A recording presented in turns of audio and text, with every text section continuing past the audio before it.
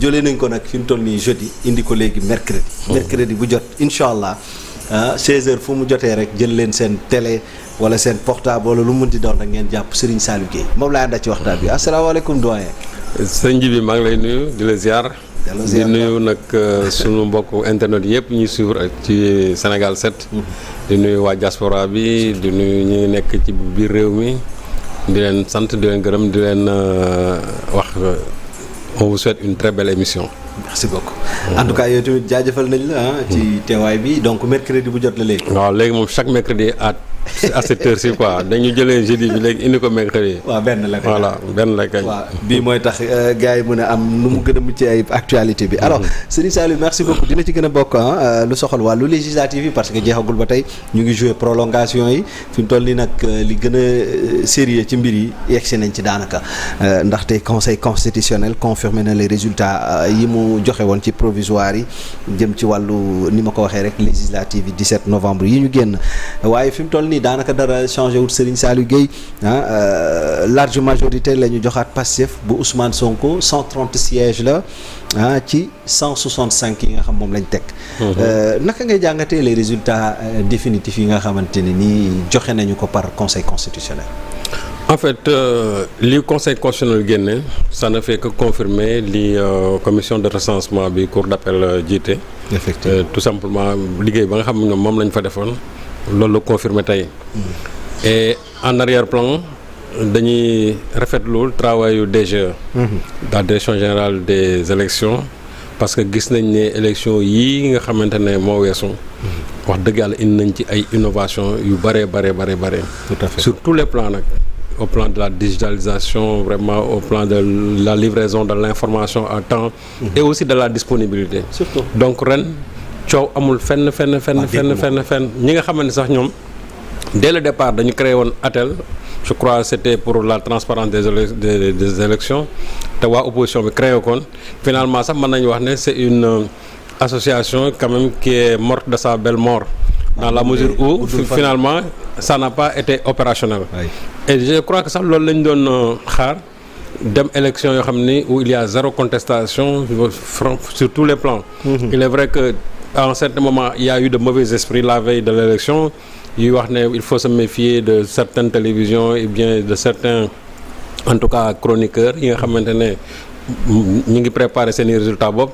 Mais je crois que sur ce plan-là quand même c'était tout simplement de la manipulation et in fine on s'est rendu compte que vraiment li nga xam ne moom lañ doon xaar ci élection yi finalement moom lañ gis il y a eu de la transparence il y a eu zéro contestation liggéey bi rafet na au niveau de la cour d'appel commission de recensement bi et aussi au niveau du conseil constitutionnel et je crois que loolu moo yombalal liggéey bi de sorte que le conseil constitutionnel puisse aujourd'hui se prononcer sur l'effectivité des résultats où il y a zéro contestation.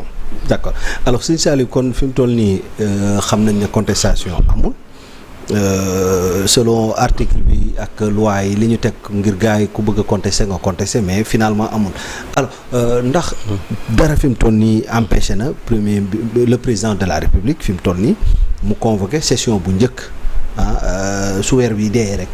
Non, actuellement, il a les coups de franche. À partir du 2 décembre, selon l'article 63 de la Constitution et le règlement intérieur de l'Assemblée nationale, il peut convoquer la première session. Le 2 décembre, il peut convoquer ñu jublu ci liggéey bi. Donc actuellement, dara tënkatu ko pour mu woote la première session.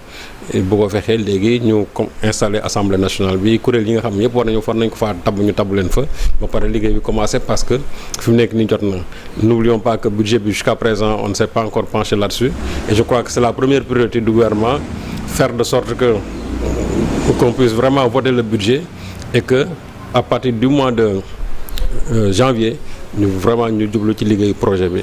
Alors projet bi avant ñu ci gis nañu borom projet bi di Ousmane Sonko xëy na mu convoqué ay députés tàggat leen en quelque sorte alors Serigne Saliou loolu nan nga koy gisee acte boobu.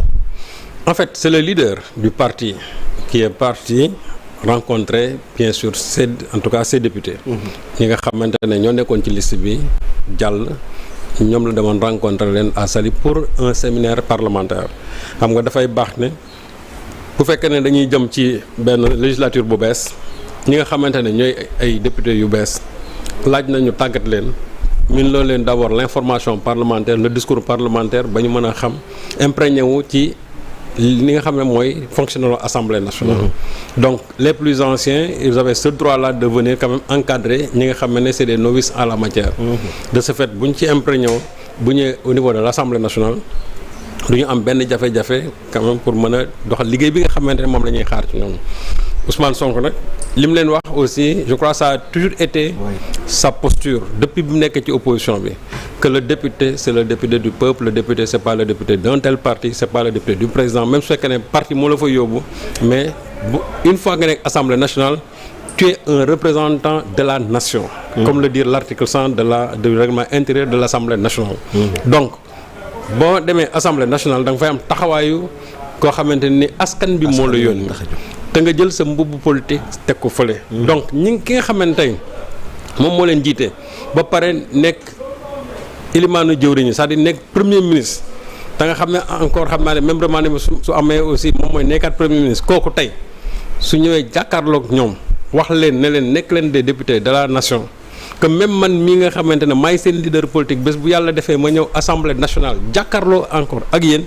su boobaa ne vous comportez pas comme des militants de Pastef mais comportez-vous comme des députés de la nation face à un premier ministre. Je crois que démocrate mënul weesu loolu. ça aurait été quelqu'un d'autre peut-être dina bëgg ne heure bu ñëwee assemblée nationale lu mu wax nit ñi ne gong.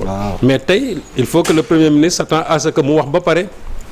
wala mu présenter dara benn député boo xam ne Pastef la bokk daal di joxe un point de vue contraire ou bien apporter la contradiction et je crois que c'est ça le rôle d'une assemblée nationale, c'est ça le rôle d'un député. kon ci assemblée bi yaakaar nga ci loolu dina am. Ah oui non il y aura une révolution comme xam nga révolution bi ci côté yëpp la.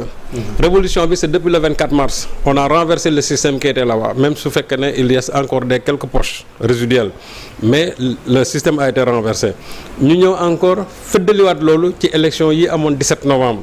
Donc loolu dafa war a feeñ au niveau de l'Assemblée nationale parce que su fekkente ne li ñu xeex yëpp tey dañu dem Assemblée nationale amaat des députés guddioo. Députés yoo xamante ne ni lu exécutif bi wax ñu ne gongo députés yoo xam ne ni ils ne font pas une évaluation des politiques publiques. Députés yoo xamante ne ni dañuy taxaw Assemblée nationale di teesante ak seen yeneen morom députés yi nekk ci kujje gi man jàpp naa ne loolu du seen rôle. Et moi je m'attends à ce que li amoon Assemblée nationale surtout ci comportement yi députés yi ñu fi jotoon xam nga xam ne dañuy taxaw di xaste di saaga di troubler Assemblée nationale bi.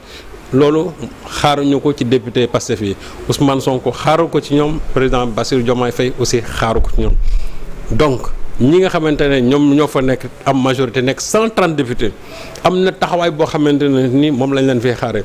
waxu ñoom ñu dem exercer c'est-à-dire seen majorité parlementaire sur la minorité parlementaire écraser leen mais li ñuy xaar ci ñoom mooy qu'ils se comportent tout simplement en des députés de la nation te loolu moom amu ci benn xarma yàlla. seen leader politique wax na leen ko te ñoom aussi ils en sont conscients comme que dañuy woote rupture rek li nga xamante ne ji bi moo fi amoon assemblée yi passé nga xamante ne da nga daan gis député yoo xam ne lépp lu ñu wax ci texte yi ñoom seen yoon newu ci uniquement à l'Assemblée nationale dañ fa nekkoon pour di xaste di saaga ñi nga xamante ne ñoom ñoo nekkoon ci beneen wàll bi loolu nag xaaruñu ko ci ñi nga xam ne ñoo nekk fii ñun on s'attend à ce qu'il y ait une rupture, une révolution au niveau de l'Assemblée nationale, avoir des députés qui sont responsables, des députés yoo xamante ne nii kenn du leen xam ci yenn insolence yi députés yoo xam ne ci li ñu leen di xam mooy seen xarañteef députés yoo xamante ni lépp lu exécutif bi teg ñu xool ko càmbar ko buñ ci àndul aussi ñu wax ne leen li ànduñu ci duñ ko voté bu fekkee ne war nañ ko voté aussi su boobaa ñu accompagner projet bi comme cela se doit. Alors sëñ Saliou fi mu toll nii projet bi ñu ngi ci après les législatives joxe résultat définitif yi lan mooy priorité yi Serigne Saliou priorité yi ak les